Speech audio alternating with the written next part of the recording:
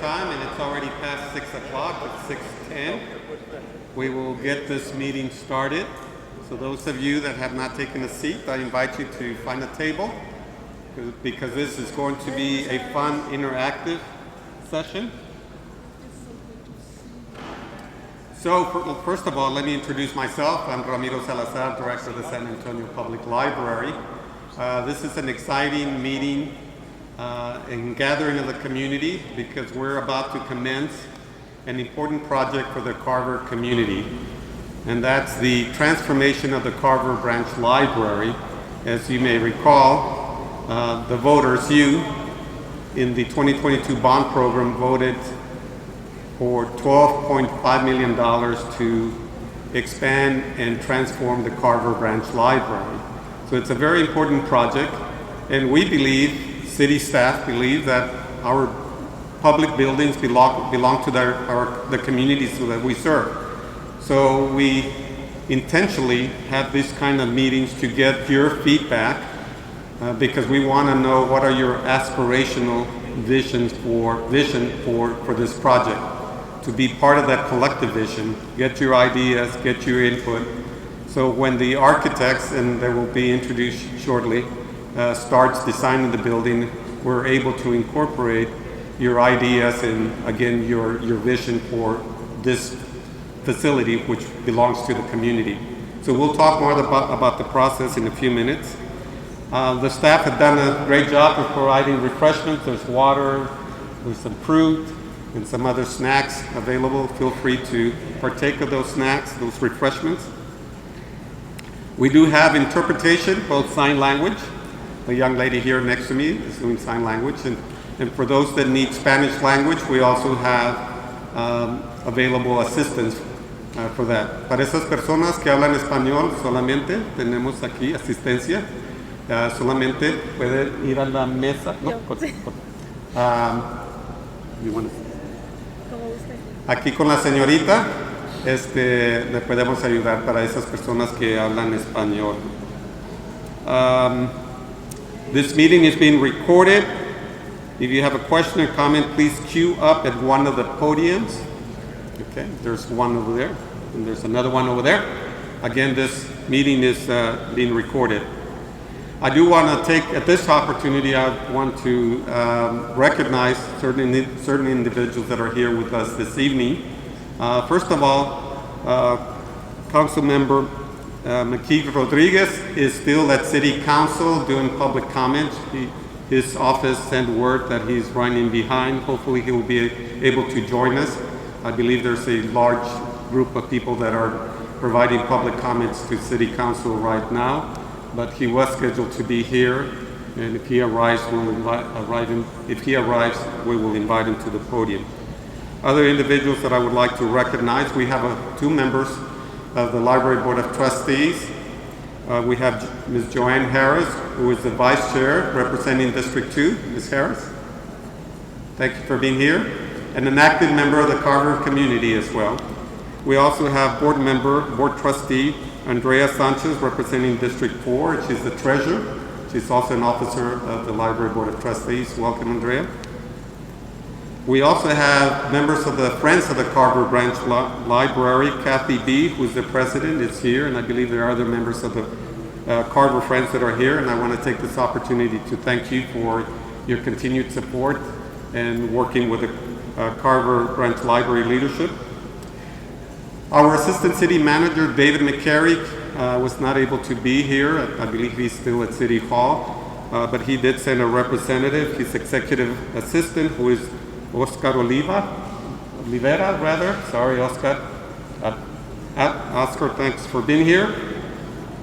I want to thank also the Second Baptist Church for allowing the use of this space to have this very important meeting. I also want to introduce members of the library staff. I'll start with the branch manager of the Carver Branch Library, D.L. Grant. Where are you, D.L.? All right, D.L.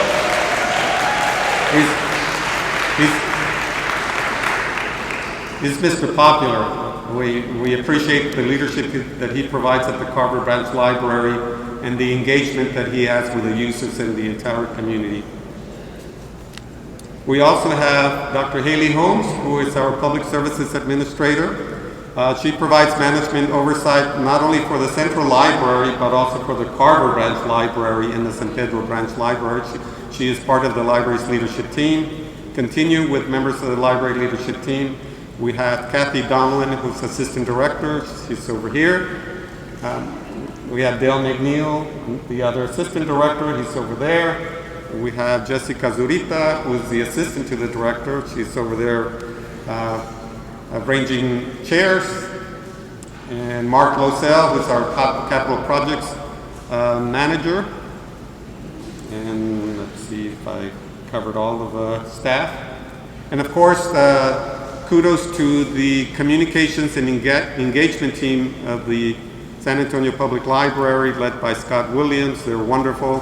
They're responsible for making all the arrangements, all the logistics, along working with Public Works. This is a meeting also hosted by Public Works, and I'll soon invite our city architect representing Public Works to make a few remarks in a few minutes. Again, we're excited to gather all of you. We want to hear your dreams. We want to hear your vision for this important facility.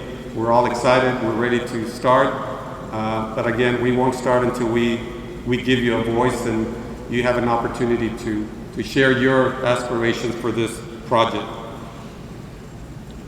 So at this time, I will invite City Architect Byron Smith, who will make remarks on behalf of the Public Works Department.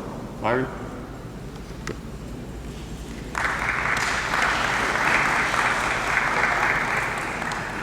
Thank you, Ramiro. We're here tonight because you folks supported the 2022 bond initiative that was resulted in $1.2 billion worth of funding for public projects. This project is one of them, and I know that it's important to my team, and I know it's important to all of you. We're really excited to get this project going. I was reading through the presentation we have tonight and reading again about George Washington Carver, who I read about when I was in school growing up, and then also the architect of the original Carver Library, as well as the Second Baptist Church. There's a lot of history and a lot of roots here in this community that are important to us and important to the architects, that we're going to try to draw on that and get inspiration from that. But we also, you're here tonight to tell us what you want in your new Carver Library. So we're really looking forward to hearing your feedback, and that's really about all I have to say tonight. I'm gonna hand it off over, other than to say before I hand it off to the architects, is that the architecture team is Alta Architects. They're teaming with VLK. They have done a number of projects for the city in the past. Right now we have the World Heritage Center that is under construction up in District 3. They also did some work over at the Memorial Library. They just finished last year for us. So they have a strong working relationship with the library staff and patrons. And I think they're gonna do a stellar job for us at the city and for you in the community. So at this time, I'd like to welcome Jeff Edwards, with Alta Architects. He's going to be leading the design team, and he's going to be leading the presentation tonight. Thanks, Byron. Thanks, Byron. So before I give the podium to Jeff, I do have a couple of other members of the Friends, Secretary Monica Bright and past President Beverly Harris. I wanted to recognize those individuals. Thank you again for your work on the Friends. And so again, this is an exciting session. Jeff will explain the interactive process for tonight to help he and his team to create this building that we all are looking forward to. Jeff? Thanks. Hi, thank you all so much for having me here today. My name's Jeff Edwards, and I am a principal with Alta Architects. We're over 95-year-old firm based here in San Antonio. And like Byron said, we've actually done several library projects here in the city of San Antonio. I worked pretty closely with Ramiro actually on the Mission Branch Library, which is right down by Mission San Jose. Oh, do I need to be? I'm super loud. Usually people can hear me, but It's super tall too, so let's see. Let's fix this. I'm not real good with technology though, so apologies on that. Is that better? Can you all hear? Can you hear me okay? Okay, great, awesome. Like I was saying, we worked on the Mission Branch Library a few years ago, and that actually won a national architectural design award. It got published all over the country, and it was a great experience for us. And so we've really enjoyed working with the library on these projects. I'm going to kind of dive right in because I tend to talk a little bit too much, and they've already told me they're going to bring out the hook after 20 minutes. So we're going to kind of power through this. Real quick project overview. So as was stated before, it's part of the 2022 bond project. $12.5 million. So we've got the most money of any of the library projects that are happening with this bond. So it's going to be a really transformative project. It's going to include expansion. You can see here the transformation of the interior, exterior improvements, addition of services, technology. I mean, that's a big one. It's really going to be technologically sophisticated so that you've got kind of all the latest technology in there. And we're going to make sure that it's a fully accessible facility so that everybody can get in there and use it, and no matter whether you have mobility issues or anything like that. Serving the community. So let's see. I was talking earlier about the site. So this is the site location right here. It's adjacent to where we are.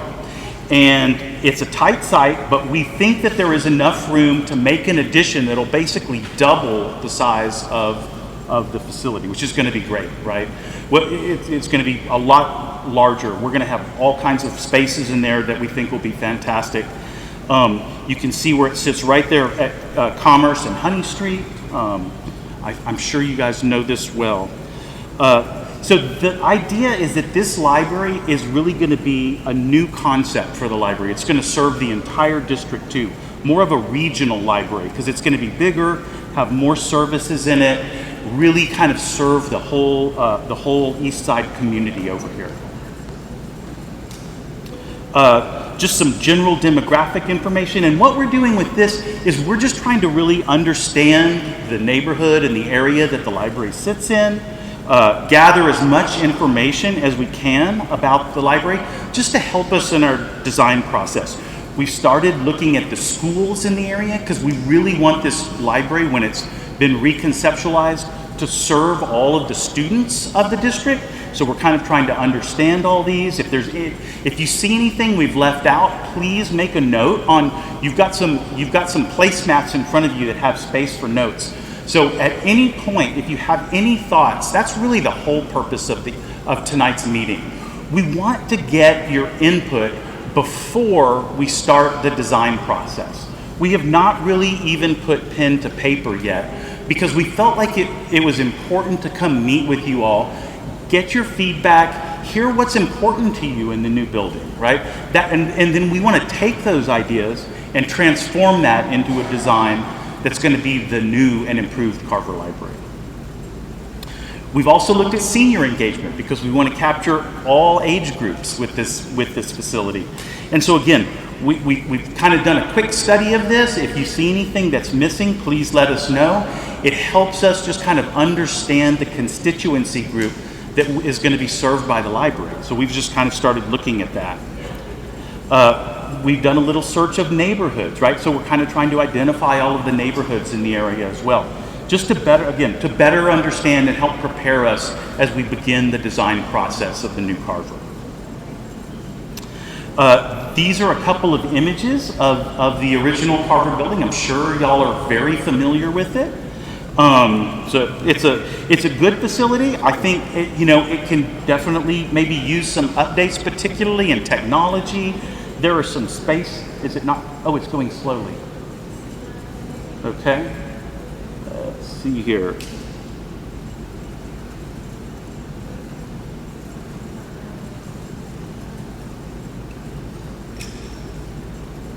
Okay. So yeah, sorry about that. Yeah. So these are technology, it's the bane of my existence. So these are some exterior images of the current building. Again, we're talking about really expanding it and improving the existing facility that's there. That's the goal with the project. And again, we kind of looked at that precinct. I know there were some conversations. It's a tight site, but we do feel like there's enough room to do everything that we want to do on that particular site. Still have plenty of parking for everybody. Preserve the playground and kind of just, maybe tighten it up a little bit so that it's really focused and concentrated and great. But again, we hope y'all will give us some thoughts and feedback as we run through this. So it's already been mentioned that this is a super historically significant building. I better keep my eye on this to make sure that I can see.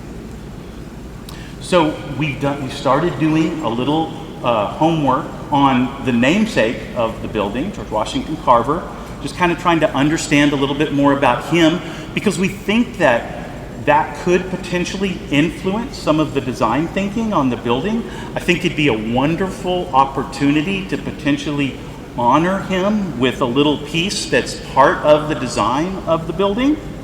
Again, you can see that actually the Carver first opened in 1910. So the library has been around a long time, and we definitely want to honor and preserve that history, right, as part of what we're doing as we move forward.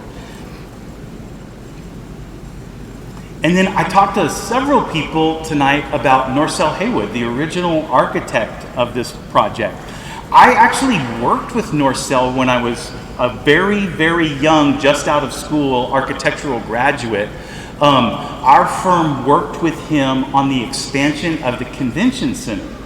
And he was a character, a wonderful person, and it was really fun to get to work with him. And we absolutely want to make sure that what we do while we bring the building into the 21st century and make it have all of the features that you want to see in there, that we're also at the same time honoring the tradition of what he did with the building. Because there are some really beautiful parts of that building. It's got that great butterfly roof with the clerestory windows up there. I think it's super beautiful, and we want to concentrate what he did and really make that shine through, so that as part of your experience in the library, you really feel that great space that he created. He worked with one of San Antonio's most famous architects, O'Neill Ford, early in his career. And the Mission Branch Library that I mentioned earlier that we did drew a lot from O'Neill Ford. I feel like we both were channeling some of the same instincts as we worked on our projects. And so I'm really excited about getting to work on one of Norcell's buildings. As was mentioned before, he's done many of San Antonio's famous landmarks, including Second Baptist Church and also Antioch Baptist Church. So, kind of a real design presence in San Antonio. And San Antonio's first black architect. We need to honor that. And again, I think it'd be cool if there were elements honoring him and honoring George Washington Carver within the new design of the building. But again, y'all can tell me if you think that's a good idea or not. I'd love to hear from you on that. So this is a little site plan of the building. Let's see if it's popped up yet. Yeah, they're sort of slowly coming up. And so the area that's in the center that on my screen is sort of purple, that was the original building that was built back in 1973. And then the parts that you see on both sides in pink or orange were later additions from 1994. And it's all interesting to look at. My personal favorite part of that building is that central space that has the great kind of roof that has we call it a butterfly roof when it's got a low point in the center and it comes up, and then it's got those great windows on both sides. And so this is what we're looking at doing. And you can see it is a tight site, but we think there's room to add on this site and do what we need to do with this new building. But we'd love to hear from you on that. If y'all have suggestions or thoughts or concerns, please write them down on the placemats that are here. We're going to be taking all of the comments that we get. We're going to be kind of distilling those into a set of notes. We'll share those with everybody. And those are going to be the things that guide us as we start moving forward on the design of this project. We brought, so there are, nothing I'm going to show tonight is what we're proposing for this building. What these are is conversation starters. We want to hear from you, and we brought some images along with us as we start thinking about designing the library. And what we're hoping is that you can tell us, oh, I like that one, or oh man, I hate that. Whatever you do, don't do that. Things that you like, things that you dislike, both are equally valuable to us, because then we can start to kind of get a sense of what the community would like to see and what you want to say to the rest of San Antonio when they come visit your library. And so that's where we need your help. So we're going to show some images. We started by kind of putting together some words that we thought might be inspirational for us as we start thinking about different elements within the library. So this one's about the facade or the exteriors of the building.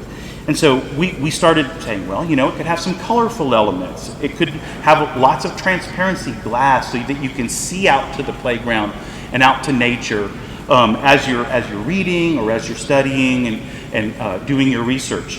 You know, there are other words, contemporary. We love the idea of a beacon, that maybe the new building exterior is a real signifier for the community that lets people know that we've taken on this big project and just done all these great improvements to the Carver Library. And so these are just some beginning words to kind of get the conversation started. I hope you guys will add your own words to the placemats, because we want to know what you want this building to say, again, to your neighbors, your friends, and to the broader community of San Antonio when they come visit. It's a statement really about how you see yourselves as a community. You know, what does District 2, how does District 2 see itself? And that's what we want to reflect in the building. That's exactly the same process that we did at the Memorial Library and the Mission Branch Library. We listened to the neighbors, and then we tried our best to translate that into the design. And I think if those buildings are successful at all, that was the reason why. It was the process of listening to what the community wanted and then finding a way to translate that into a fun architectural statement. So again, just some kind of first thoughts, and we want you to tell us, you know, thumbs up, thumbs down. You can write it down on the placemat. If somebody wants to blurt it out, I'll make Deepa from my office write some notes down so that we capture all this, and it's being recorded tonight so that we can go back and kind of study what everybody's telling us. You know, one thought is maybe we want it to be a little bit contemporary so that people will know that we've got a cutting edge facility with cutting edge technology, kind of really got the latest and greatest of all of the offerings that can possibly happen in the library, all in this new space. These are actually some images from that library that I did down by Mission San Jose. So as I was saying, there was a real strong connection with O'Neill Ford because his house was next door to this building. And so we did this version of modernism on that building. That's what I call a soft modernism. It was very heavily influenced by craft that happens in San Antonio. We used special tiles that are made in this area. And we did some punched tin work on the light fixtures. And you can see there's actually in the third image from the left on the top, there are actually these brick ceilings in there that it's called a boveda, and it's brick that's done without them even having to put up formwork to make it. It's very beautiful, but it's traditional. And so it was this mixing of traditional elements and contemporary design. And honestly, I think that's why we ended up winning an award for this building, is because it's that blend of contemporary and craft. Maybe that's good here, maybe it's not right? And that's what we need you guys to tell us. So on both those buildings, you know, ornate is one word here that we've got up here. But I would say, you know, that what we did had an element of decorative quality to it, right? So we used patterns on buildings, like on gates and on sunscreens. And in the case on the right, that's actually a medical school that we did where we came up, am I going too slow? Okay, going too slow.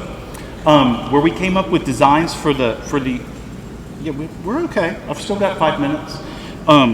We came up with a design that they actually use as their logo for the medical school now, and we can do something unique for you guys at this point. Here's one that's transformative, colorful. These are some images of colorful buildings. Maybe that's right, maybe that's not right, but we'd love to hear your thoughts on it. Or conversely, you could say we want something that's more neutral, like the image on the bottom. It's not.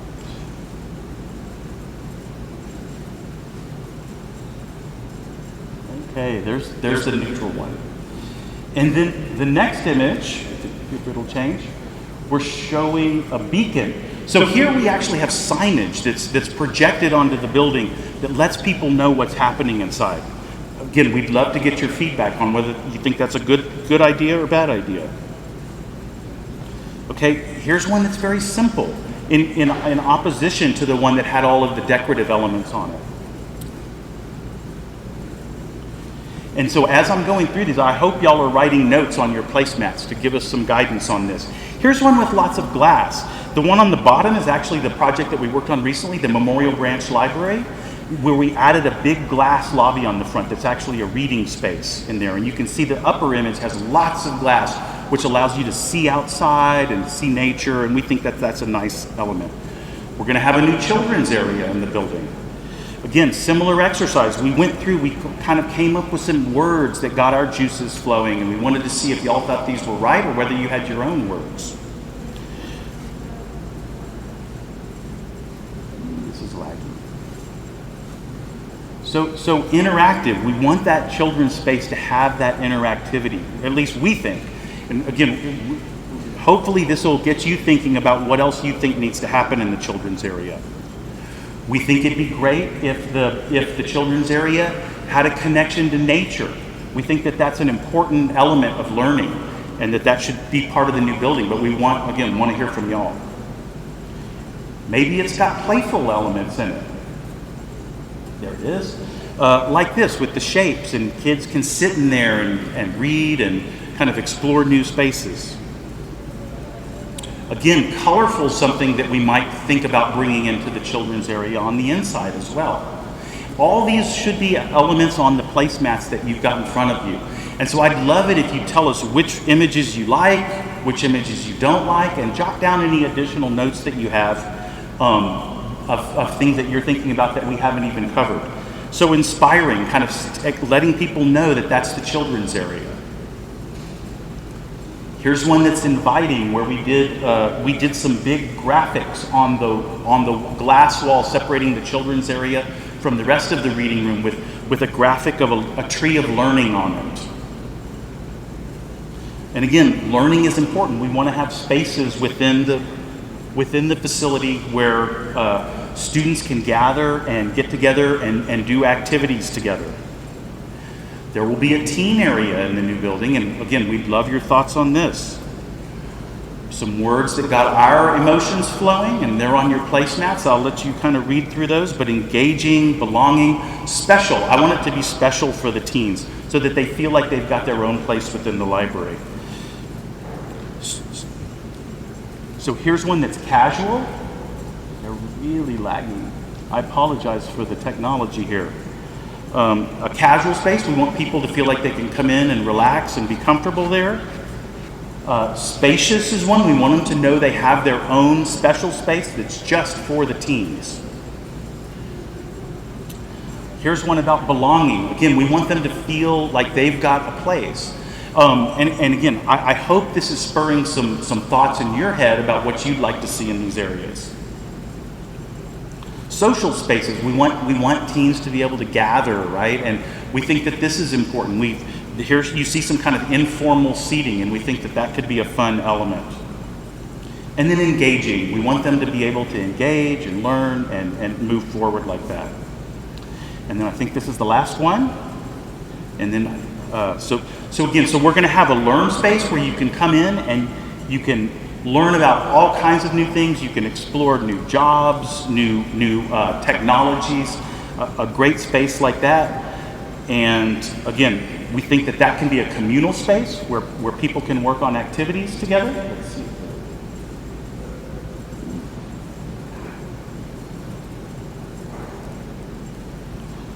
We want it to be comfortable, obviously.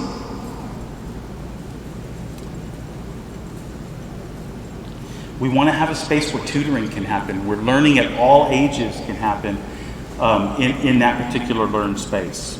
But both craft type elements and also technology related.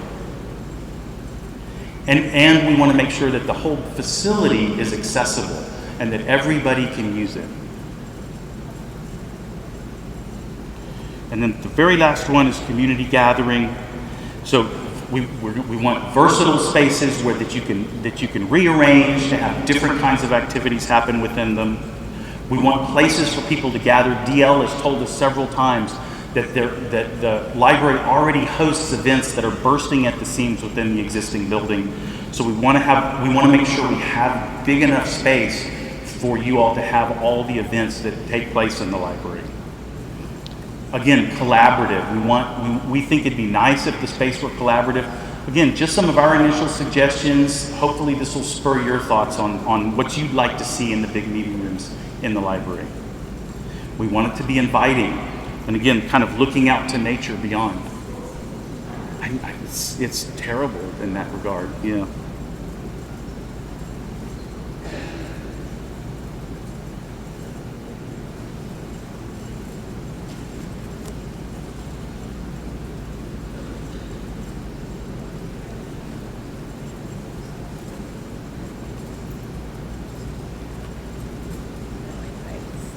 Yeah, it's not. Wi-Fi's bad. It was working better earlier. Oh no, maybe others could.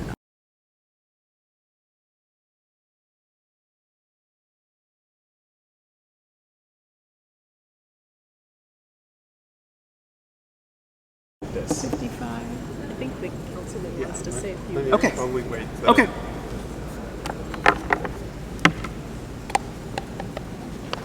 Well, the Wi-Fi is not under your control, Jeff, so we understand. Thank you so much for getting the participants excited.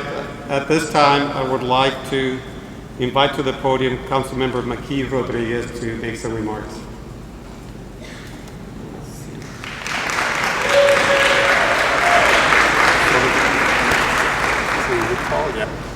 Good evening, everyone.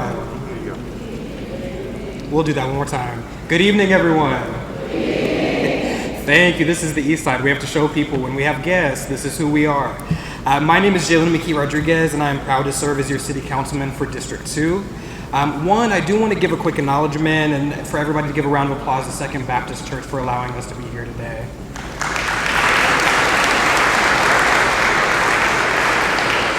Second, of course, for all of our staff and architects here, I hope that you noticed that in this particular meeting, you didn't get a full project handed to you with your opportunity to give some comments and feedback. You're really getting drawing board ideas. This is what we're thinking, and you're going to be given the opportunity to give your feedback. So I hope y'all notice that that's a really distinct change from some of the processes that we've gone through in the past. I do want to do a quick show just for myself. How many of y'all received the text for this event? Okay, that's a teaser number. Okay, how many of you saw it in the newsletter? Okay, we'll work on it. I'm going to do a little bit more of an introduction to myself. I'm also a high school math teacher, and I've seen firsthand the necessity of our public libraries. And in communities like ours where access to internet is vital, it's not always accessible. And one thing that distinguishes our district from any other in the city is our long and unique San Antonio history, especially pertaining to civil rights, to arts, and to culture. Landmarks in our community like the Carver Library carry within their stories the history of our Black community. And of course, I'm sure that you're all well aware that the Carver Library is named for George Washington Carver, the African-American scientist and inventor who contributed greatly to the modernization of agriculture and food sources in America. And in keeping with its namesake, I hope you'll bear with me for this metaphor, it could also be said that this library was a seed that has grown in its meaning for our community over the years. Last month, just a couple weeks ago, we celebrated the 50th year of the Carver Library at its current location, made possible again by a generous donation of land from Second Baptist Church. For reference, my mom's not even 50 years old yet. And I use that as a reference because that is how ingrained this library is in our community. It's really a facility of multi-generational impact. And we have a time and an opportunity to give it new life, to carry it for the next several generations. I love numbers, so maybe some of these numbers are going to sound a little bit familiar to you. As of yet, the library has received about $1,015,000-ish in capital improvements, give or take a little bit for inflation.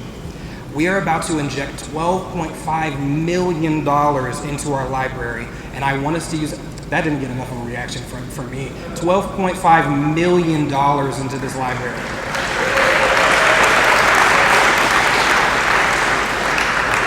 That's one of the largest investments in a city library in our city's history. And so I want to name that, and I'm so excited about it.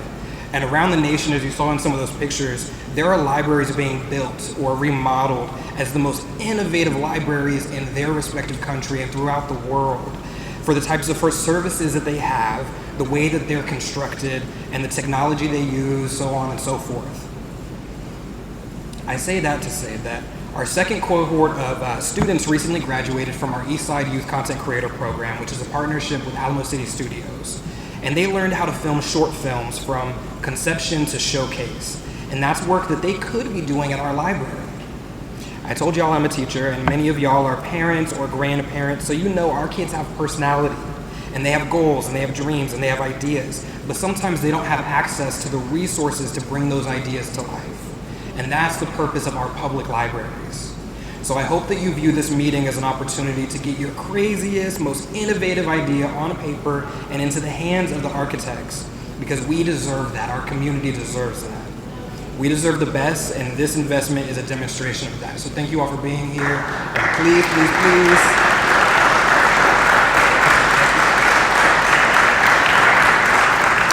be bold, be innovative, and be kind. Thank you.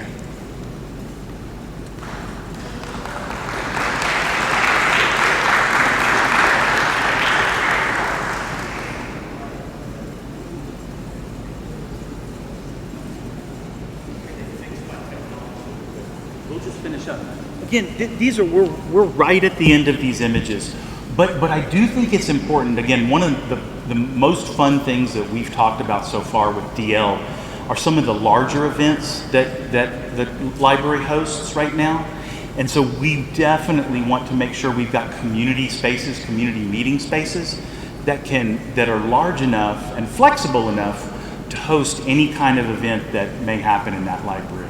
And to us, that's super important, and I hope maybe if you have any thoughts on those spaces, that you'll share those with us.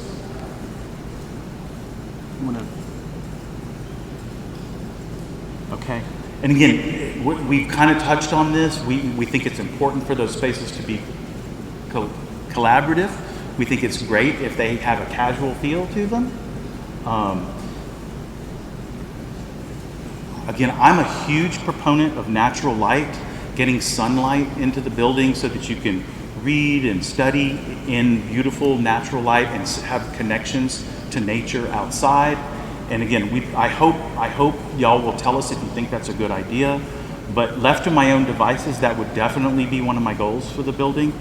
And we think that would be could make for a really fun space.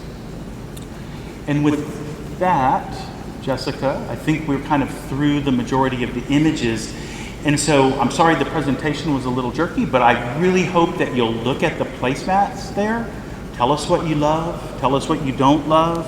I'm sure there are things we haven't put on there that you are thinking would be great in the library, and I hope you'll tell us. And all this information that we're going to gather here is going to allow us to start the design process of the reimagined Carver Library with kind of a great roadmap on where we want to head as we move forward. So I thank you guys so much tonight, and I really thank you for taking the time to write your comments down on these, and I want you to know that we're going to follow up with another meeting like this, and you'll get to see if we're doing a good job of incorporating the comments that you've given us tonight. So thank y'all so much. I appreciate it.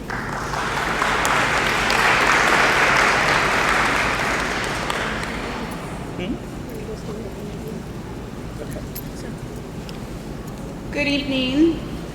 We're going to continue on with a brief announcement from Melissa Franklin, who is the Public Arts Public Manager with the City's Department of Arts and Culture. And then following Ms. Franklin's remarks, we'll open the floor up for comments from the community.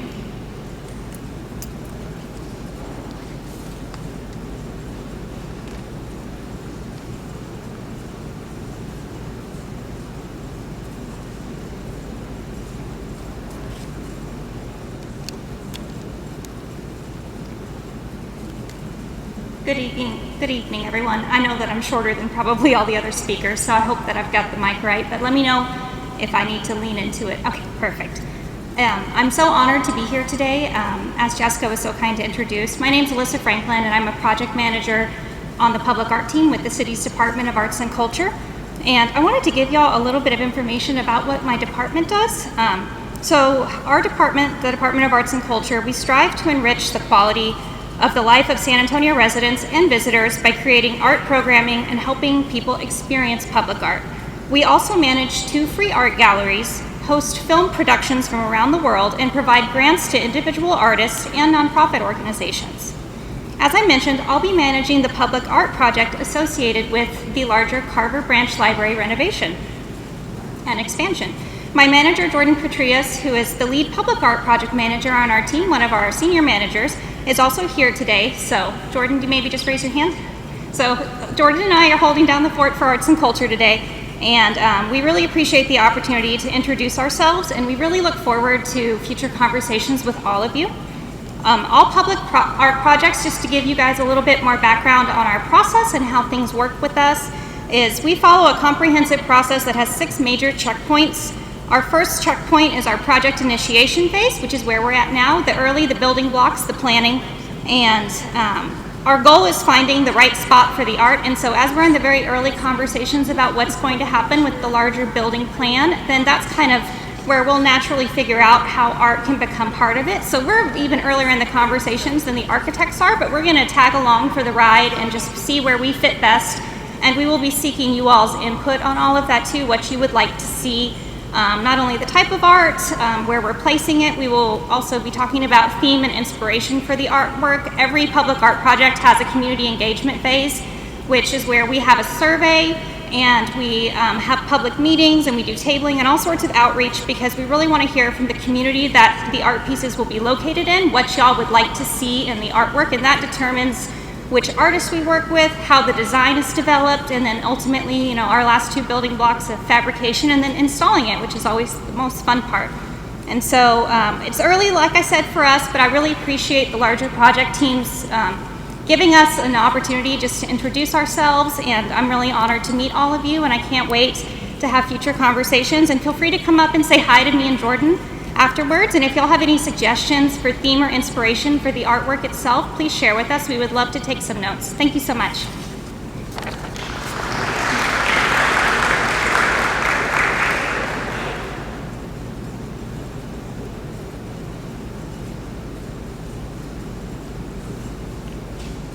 So the next part is you all talking, is what we're hoping.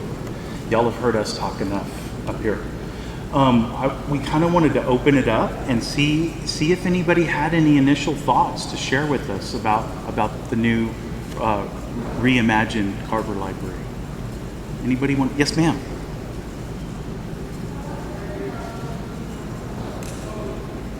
I'm sorry. Say. Oh yeah, I'm sorry. There are microphones at both sides of the room. If you want to maybe go, just so everybody can hear what you're saying. Sean, you ready? Yes, ma'am. I have a couple of questions. Yes, ma'am. Is this project going to occur right here on site, or is there going to be a new site for the library?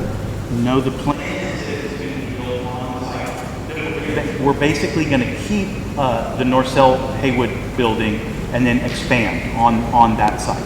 And then one final question. What's the anticipated time from start to finish time? Oh, Gopi, can you help me with that? Do you remember the exact dates on this? Turn that one on. Okay.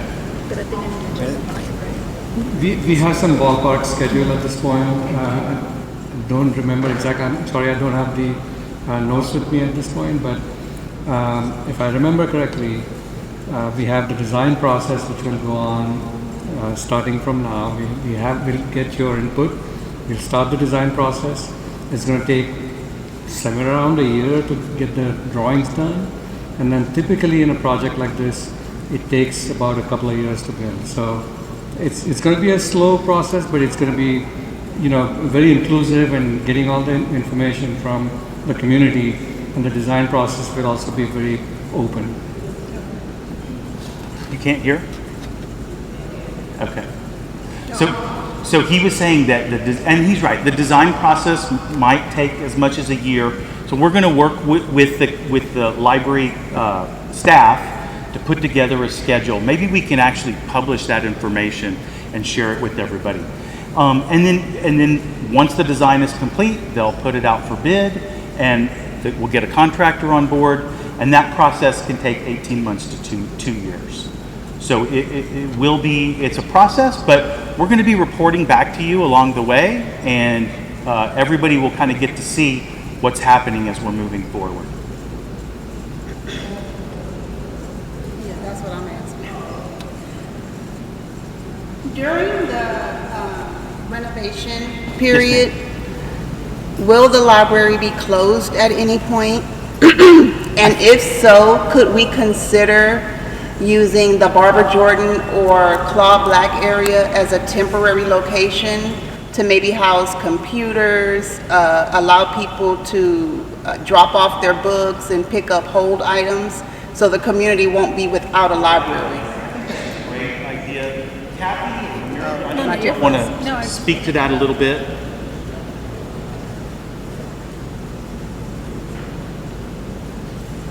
So the answer is yes. To accomplish the project, we will have to close the Carver Branch Library because we're talking about an expansion and transformation. One of the things the San Antonio Public Library does when we have to close buildings, and we don't like to do that, we find a venue near that branch library. We partner with another entity to bring interim services, to offer services, because we want the community to continue to have access to library services. Thank you.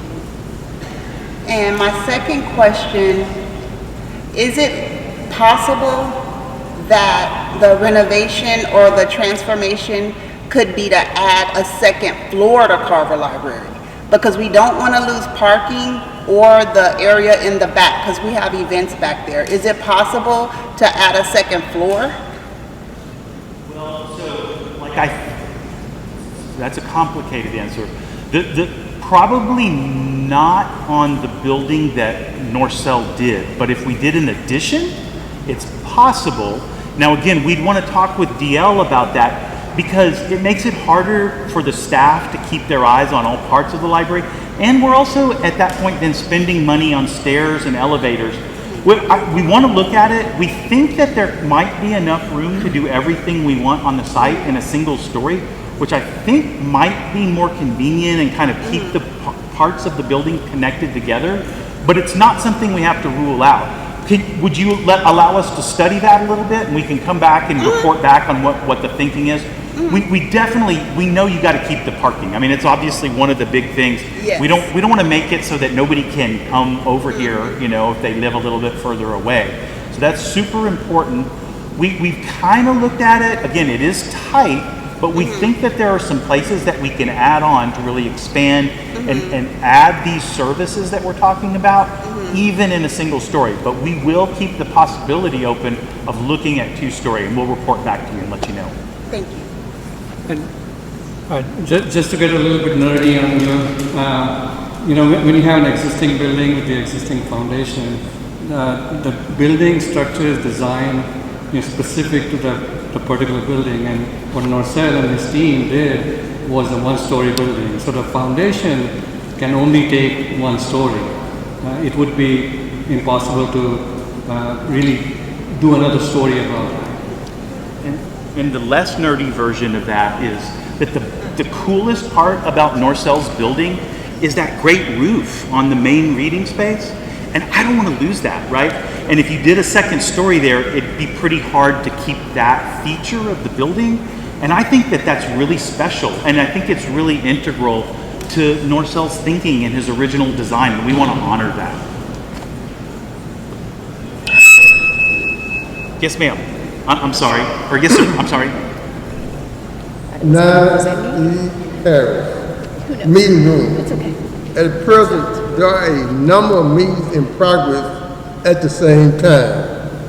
I would need more meeting room, larger room, accommodate larger attendance, audio and visual technologies to enhance presentations, large pull-down screens, capability to display wall hangings and art that is not injurious to the walls, extended space for exhibitions, display cases, lecterns, microphones, speakers, adequate storage space to address planning and ongoing programs.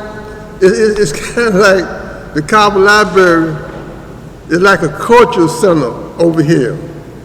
And there's a lot of program that's going on and stuff moving in and out. Tables and chairs for interior, exterior needs. Dressing rooms are available for indoor, outdoor programs because they are events where people do have to change garments. Adequate lighting systems, food preparation space for programming needs because at times food is eaten at different meetings. Storage carts, larger space for the staff to assemble, exterior space and facilities to accommodate fairs, outside programs, tents, overhead covering, planters, to grow different objects, storage space, extending parking, playground with covered playground. I call it a recovery space where somebody can just go and chill. A kid area, teen area, craft room, and ADA compliant building. Thank you. So I feel like it feels like I paid you to come say all these things, because you basically defined everything we've been talking about for this space already. So first of all, thank you. And I think every single one of those ideas is a great idea. And that's, you basically summed up in a nutshell what we're hoping to do with the new building. All stuff that we've talked about, and we've talked about multiple meeting spaces.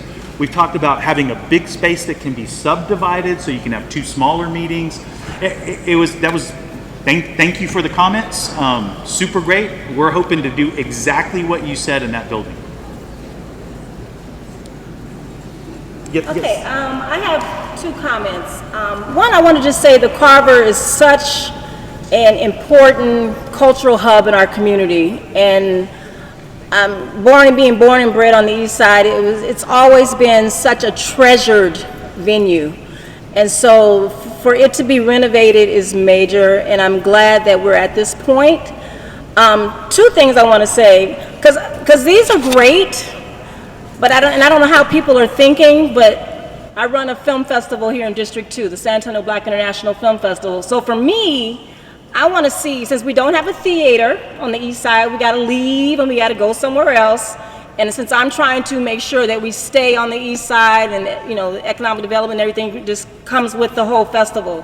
For me, I don't know how you're thinking, but it's important to see a venue that has the ability to have screenings, massive screenings, large screenings on big screens with the technology, with the sound, with the audio.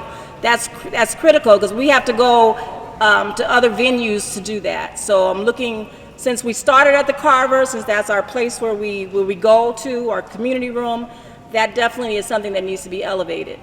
In addition, it's asking, what do you want to see? I want to see images all around of black people on the walls, like they are now. There's black people on the wall, on the bookshelves and everything now, which is great, because you go in there and you learn about George Washington Carver, or Du Bois, or Maya Angelou. That's there. So that's important to keep.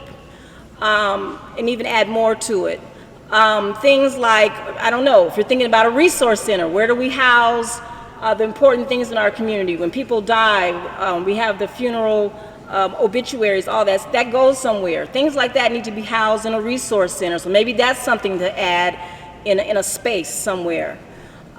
So those are the kind of things that I want to see when I go there. And of course, technology, if we're to be a smart building, so technology, the space for the outdoor space is important.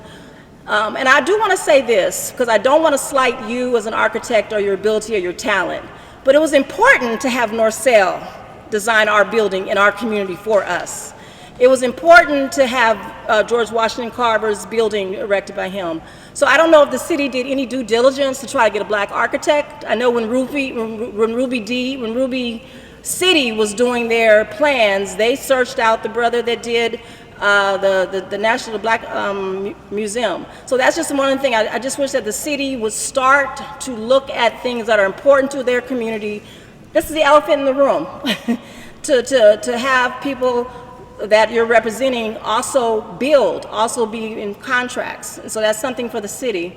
Again, no slight on you, because I know you have the abilities to do what you have to do, but that's just something long-term. As you're building things for us in our community, we want to see like-minded people building and constructing our stuff. It's important.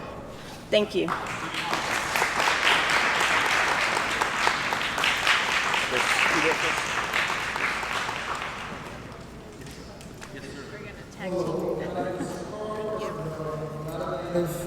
To San Antonio, but I retired here.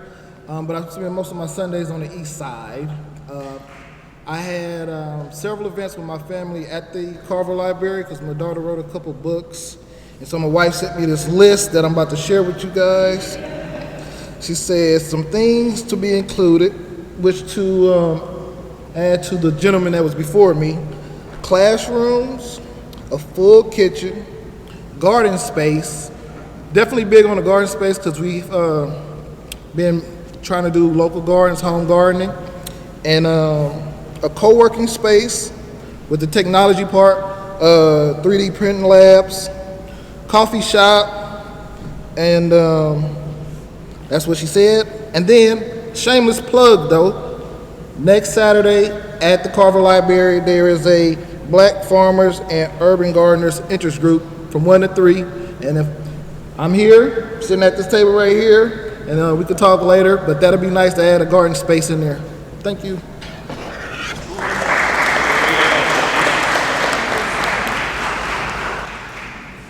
Yes, sir? Hi, my name's Chris McKnight. I'm a lifelong Southeast and East Side resident. I'm not so much curious about the spatial uses of the Carver, but I can say I've been using it the last 6 months regularly. And what I really appreciate is Norcell Haywood's original design, and you've mentioned maintaining that. But also when you walk in, there's a warmth to the building, the wood tones, the natural materials. And so I really hope it doesn't get gray washed in the renovation. And as we talk about the butterfly roof, his intent was always that it looked like a book. And so I don't think anybody's really spoken about that aspect of it. And so I just really hope that there's a lot of respect to that original design and also how it reflects with Second Baptist and that history. I know this building's a bit of a blemish in between the two. And so I hope that what you do moving forward continues sort of that original idea and what happens there. And I would also just like to thank Mr. Grant for the warmth that he also provides to all the users who come in. And it's much appreciated. Thank you. You're talking about the warmth. I think that came from partly from Norcell's association with O'Neill Ford. They were really they liked the idea of modern buildings, but they also loved like handmade materials and woods and these things that bring warmth to spaces. And I agree with you, that's one of my favorite aspects of both Norcell's buildings and of O'Neill Ford's buildings. And I think we definitely want to honor that and hopefully enhance it in a way. So thank you for your comments. Oh, I'm sorry. Hi, my name is Annie Williams. I'm going to share from being at the 50th celebration of Carver Library. that I kept hearing about 17 men at Fort Sam Houston who were the original 17 men that started Carver Library. I'm a history person, and I don't believe in backing away from history whatsoever. Whatever you know, it needs to be put out there so people can know it, read it, see it, and tell others. There should be a room set aside where a presentation is made with video, with the big huge screen, telling the story how Carver Library began. Those 17 men that was at Fort Sam is all you said about them. That was insufficient is where I am concerned. I want to know about them 17 men. I want to know if they still have family alive. If they do, they should be recognized and honored.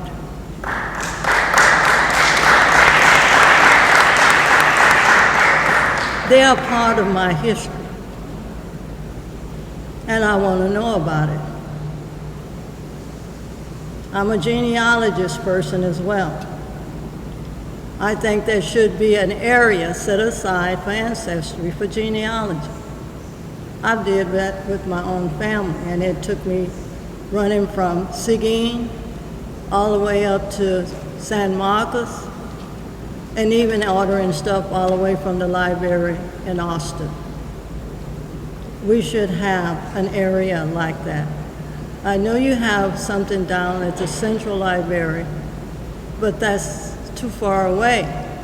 You need something out in the community, something that is set up. And I would like to see, like I said, a room set aside, talking about, I like what you said about when Carver started with the man Narcell that you work with and doing the architecture, and then what you said about George Washington Carver. I would believe, for me, that I would like to start with the 17 men, start telling about that room they only had when they started the library, and then go from there telling the history of where we come from to this point where we now going to have a regional library in this community. I think that is very important for people to know. Thank you. God bless all of you.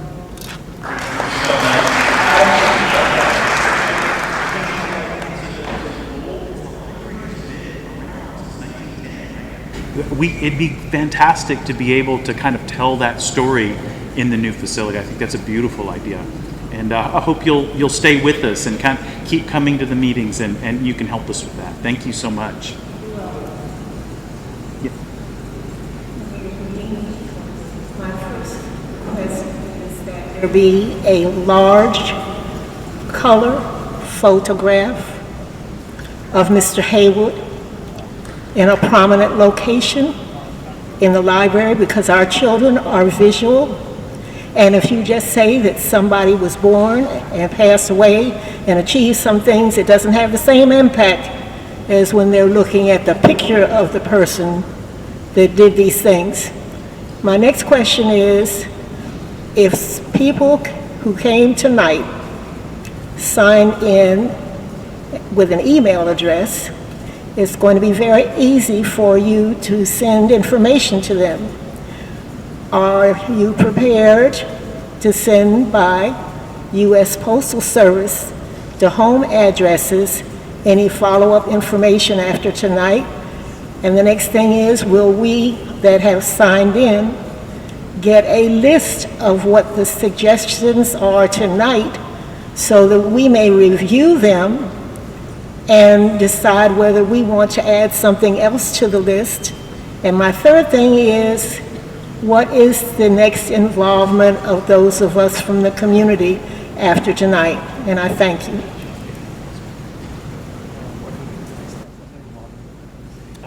Well, so probably, let me start with the last question. So first of all, I love the idea. Again, like we were talking about, the idea of honoring Norcell, I think is beautiful. I love the idea of a big picture. Let's definitely keep that conversation going as we get into the design. So I'll have to work. I don't want to speak out of turn. I'll have to work with the library on how we're going to, distribute the information and take it back and forth. But that's really the purpose of tonight, is gathering information, making sure that everybody can see what everyone else has said, and let's get all of the information. And you're right, sometimes my best ideas come the minute I leave a meeting, right? And it'd be great if there's a opportunity to do that. And I think there will be an opportunity to do that. They're gonna have some of these placemats in the library, and you can come after this and add additional suggestions, and we will catch those. I think it's really great. I don't know, you want to speak on the distribution of info? Other than I support the suggestions you have made, and we will work very hard to make it happen. I also want to state that for individuals that are here or those that were not able to be here, you may provide feedback by visiting the library's website. So there's that other opportunity, but I just wanted to acknowledge that suggestions that you made are good ones, and we will make every effort to make it work. And one further comment, I would like to publicly acknowledge that the director of the Carver Branch Library, as far as I know, is the only librarian in the San Antonio system who has an earned doctorate. Thank you.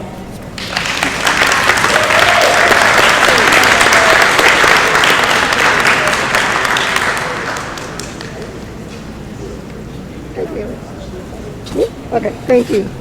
Great evening. I have two questions for you. In your earlier comments, you mentioned regional library. Can you clarify that for me, please? So and again, I'm gonna probably let somebody from the library talk to this point as well. But the idea is that this, again, we're going to really increase the size of this library, and so it's going to be bigger than most all of the other branch libraries in the city of San Antonio. And so the idea is that as it's larger, it's going to do more. There are going to be more services here. And it's a kind of a new concept that I think, frankly, Ramiro, I'll let you talk about it, is still in development. But the idea is that it's going to be a new kind of intermediate step between the main library and the branch libraries, and it's really going to serve as a regional resource. Do you want to say a little bit more about that? The whole idea of the regional library concept is this branch, once completed, is expected to be the largest branch library in the library system. We also, and I hope the community concurs, we would like this library to be a destination not only for the Carver community in District 2, but for other members of the entire San Antonio community to come and experience the new transformed Carver Branch Library and learn from the resources that will be provided. So this whole idea of a regional library is that it will have we hope that it has an extended reach beyond just the immediate Carver community, for it to be, again, just to repeat myself, a destination for others. Second question. Does that mean we will once again have the African American collection restored to the Carver Branch Library instead of floating? Actually, that's a suggestion I made when we were talking to the architects, and we would like to introduce that notion of creating providing a special place for the African American collection so that it has prominence and it's there as a resource, not only again for the immediate community, but for the entire community. And will we also have the space provided for our PhDs to also have their dissertations displayed? We have an area now, but it needs to be more prominent. That suggestion can be taken under consideration. This is an effort to get a collective feedback. So if that opportunity presents itself, of course. Great, thank you so much. Thank you so much. Yes, sir. I know at this point it's probably going to seem a little repetitive, but the way we use the Carver is with a lot of community events, and so more meeting space is definitely needed. We have organizations that use the Carver, sometimes multiple organizations that are trying to use the Carver at the same time. We have different festivals, panels, book fairs, all kinds of events. So the more meeting space, the better. Another way we use the Carver is if you go in there on any probably given weekend or afternoon, there's a lot of people that are trying to use the computers. And so I know we're talking about this great high-speed internet and new technology, but having access to that internet requires more computers. And so I definitely hope that you consider more computers. Kids go in there and use those computers for schoolwork, and the community goes in there and uses those computers, and so we can have more computers that be less waiting time to use one. And I know we had mentioned about a genealogy area, which is also something a lot of people in the community are very interested in. Maybe even incorporating a small business center. And so something where the community can go in there and fax, copy, scan documents and do it without bothering the librarians who already have their hands full. And so the other thing I know you guys had mentioned about not being able to build up. And so my question is, if you guys are building out, wouldn't you be able to incorporate a foundation on the new sections that would be able to accommodate a two-story or multi-story building on the new sections? Yeah, so we'll definitely explore that, right? Mm-hmm. And again, we'll talk with the library about it as well. It's a possibility. I mean, that is something that could happen, right? It's just we want to balance that. I want to make DL's life easy, right? Like so that they can kind of keep their eyes on and monitor all of the library as easily as possible. But yeah, we will definitely look at that, right? We're talking about, in addition to expanding, and I've lost my train of thought. But no, it's just, again, the way we use the Carver, though, definitely more meeting spaces. And I think that's probably the primary thing. Right in line with what we've all been talking about so far. So definitely in the works. Suggestion on the art. So definitely the artwork does, I believe, need to reflect the community that it serves. And the artwork needs to reflect the folks, it needs to incorporate the heroes that are heroes to our community. So that's when you're considering artwork that goes into the Carver, I hope you consider that as well. There's kind of an assault on history across the country, and so we definitely would love it if the Carver would memorialize some of the contributions that African Americans have made to the country. So we definitely want the artwork to incorporate the people who we consider to be heroes. Okay. We'll work real closely with the Arts Department of San Antonio, City of San Antonio. And again, that'll be one of the other things that we'll report back on as we kind of come back to you with progress on the design. Thank you so much. Good comments. Thank you.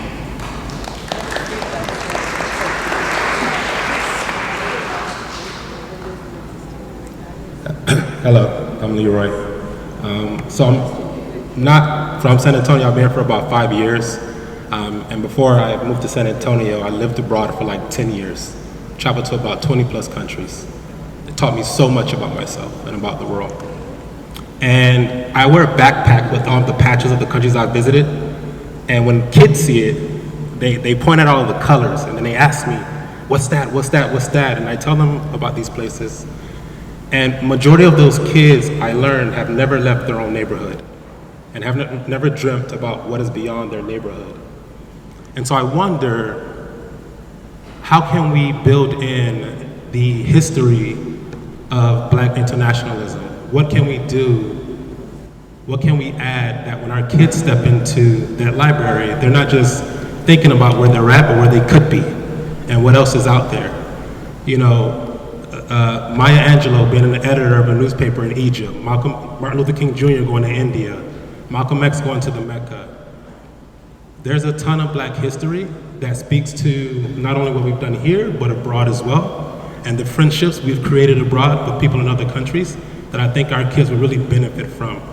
Not only that, there are 2 organizations here in San Antonio that deal with youth internationalism. One of them is student of service. Once those students have submitted enough volunteer hours, they then are allowed to go on a trip abroad. The other organization is the San Antonio Council for International Visitors. They work with the State Department to bring global leaders to San Antonio. Most recently, we brought a delegation of leaders from 9 African countries here. And it was during the time of the Juneteenth festival, and they didn't know that the festival was going on until I was on the board to tell them. My point is, San Antonio brings people from all over the world to its city. Very seldomly do they come to the east side. No one talks to them about the Carver. Building that into this library, maybe those conversations are had, and maybe our kids have opportunities to build relationships and friendships and learn, not just with people from their community, but from the world. Thank you.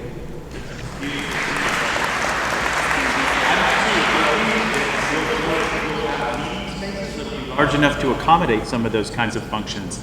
I think that would make the library a big success. Yes, ma'am. Hi, my name is Renee Watson. I have been a resident in this neighborhood for 58 years. So I was here when Norcell and we built the Carver Library. How many others in the room, if you raise your hand, if you live within walking distance of the Carver? So we're very concerned. One of the things I'm very concerned about is neighborhood impact, which we need to have a serious conversation, because it is something that we're looking forward to, but that brings cars, that brings parking issues, and we've been down this road before with a prior project, and we successfully did not allow that project to happen in this community. Second Baptist Church has a lot here in the back, and I don't know if the city is going to engage in discussions, and I work with the council member and whoever, Public Works, because if we can pave that lot, it would help with the parking situation. On a given day when you pass by, the parking is already taken, which means they're going to be parking on the street. We have a lot of seniors that live in this neighborhood. They'll be parking on both sides of the street, which is going to cause a hazard on Honey Boulevard. And then they park on Como, they park on Edna. So the neighborhood impact and the impact study, we would like to see that as well with the footprint of what you're talking about doing. There's conversations, we just celebrated 50-year anniversary of the library, and I don't know if the Historical Commission has already, when you get to 50 years, it's a historic site. And I don't know what those issues are that's going to come forth, because we do want to maintain the integrity and why the neighborhood is changing. But for African Americans, this is the Carver Library for us, and it's very significant. And some of our families more so than others. My other question or comment is the digital aspect. And I was having some conversations on the side. The signal now goes to the parking lot. We are aware that some others, you build towers, so it can go more into the neighborhood, so if the kids can't access the library, they can access the computers from home, right? The cell phones, because many folks in this neighborhood don't have internet access because they can't afford it. So when we're talking about $12 million is not a lot of money when you talk about construction. 2 years from now, the cost is going to eat up $10 million. The inside, the furnishing, fixtures, equipment, that's going to be gone real quick. So we're going to have to help the council member get more money from the city, and we're prepared to do that, right? Everybody in the room? Jalen? Just call us and we'll help you get more money. Because this project can be transformative for the neighborhood, but it can't displace the neighborhood residents. And we're very, very concerned about that. So is there an email? I didn't see any kind of email on this where we can also send other comments. And maybe since we signed in, you can send us where we can respond back to you. As a part of other comments. And I would love to have a copy of your PowerPoint, just so we can share it with, because I am a member of the Willow Park Coliseum Neighborhood Association, which meets, and we will be really looking at this project and be very involved in it. Thank you. Hey, thank you so much. Gary? Very good comments. I guess just circling back to your first comment, the one thing I'll say, if we finish the addition to the library and the renovations of the library and the neighbors aren't happy, that's a big fail for us, right? So I totally agree with you. And I think we just have to get creative and work together. And is that off? No, I can't hear you. Well, okay, hello? No, it is off. I don't know what's coming. Maybe the battery. I think Scott's coming over, so just bear Anyway, with us. Maybe the battery is gone. I hear you, and we're going to work on that, and we'll work together on that. And as far as the Oftentimes, it calls for more city departments, not just the library. There's public works, there's traffic, and there's other budget issues. So as you prepare for the next budget session, there may be some other aspects that we need to pursue as well to help the library. Yeah, I mean, you're right. It is a finite piece of land, right? And while we might not take parking away, we're probably not going to increase the parking, but we are going to increase the size. And so there's an issue there for sure. So we'll have to work closely with you and with the city, to kind of work through that. Hopefully everybody wants to see the library be improved though, And so again, it's that balancing act. And we'll work with Ramiro and his team to make sure that there is an electronic way, email or whatever, to get information and to provide additional comments. Okay? Thank you so much. Good comment. So one thing, Jeff, I don't remember if it got mentioned tonight or not, but we do have a say speak up that you'll be able to communicate with the city on any of your comments going forward. So don't forget about that.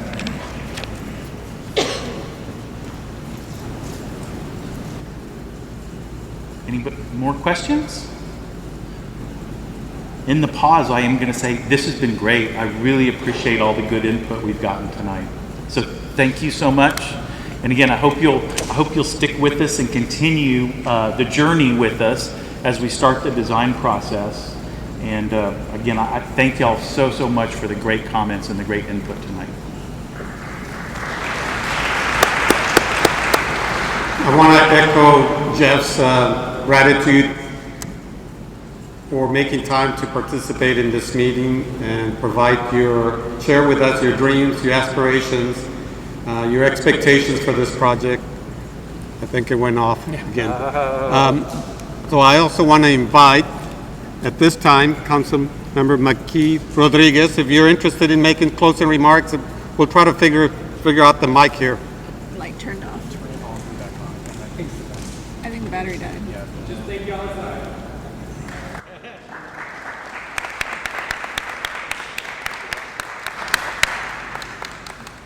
Again, thank you all for being here, and we look forward to reporting back to you in a few months.